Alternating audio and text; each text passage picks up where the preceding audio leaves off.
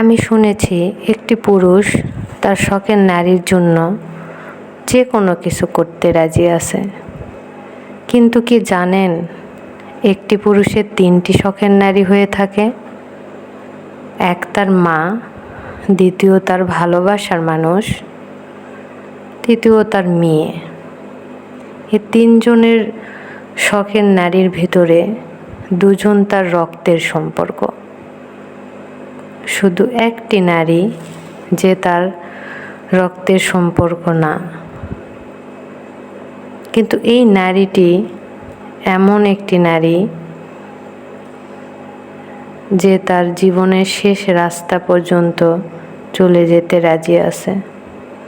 তার শখ আহ্লাদ সব বাদ দিয়ে একটি মানুষকে প্রাধান্য দিয়ে তার পাশে থেকে সারাটি জীবন পাশে থাকতে রাজি আছে। ভাইয়াদের বলতেছি, তাই শখের নারীটিকে খুব যত্নে আগলিয়ে রাখুন। সব ভাইয়ারা না, আবার অনেক ভাইয়ারাও আছে তার শখের নারীটির মূল্যই বোঝে না। শেষ বয়সে এই একটি মাত্রই নারী আপনার জীবনে পাশে থাকবে, সুখে দুঃখে সব সময়। অনেক ভাইয়া আছে তার শখের নারীটিকে অনেক ভালোবাসে, কিন্তু সেই নারীটি সেই শখের পুরুষটির মর্যাদা বোঝে না। তো যাই হোক, অনেক কথা বললাম। আসসালামু আলাইকুম।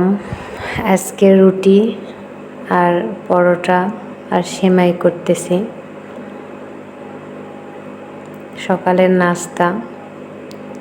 আসলে যে পরোটাটা করতে দেখলেন, পরোটাটা আমার ছেলের পছন্দ। আমার ছেলেটা এই চিনি দিয়ে এই পরোটা খেতে খুব ভালোবাসে। ও এই পরোটা ছাড়া খেতেই চায় না। আজকে সেমাইটা রান্না করেছি, সকালে এটা দিয়ে আমাদের চলে যাবে। তারপর বাকি রান্নাটা দুপুরে শেষ করব ইনশাল্লাহ। এই নাস্তাটা খাওয়ার পর বাবু নিয়ে স্কুলে যাব। স্কুল থেকে এসে রান্নাবাড়ি শুরু করব। তো আমার কথার মাঝে কোনো ভুল থাকলে এবং কোনো ভাইয়া ও কোনো আপুরা কষ্ট পেয়ে থাকলে আমাকে ক্ষমা সুন্দর দৃষ্টিতে দেখেন।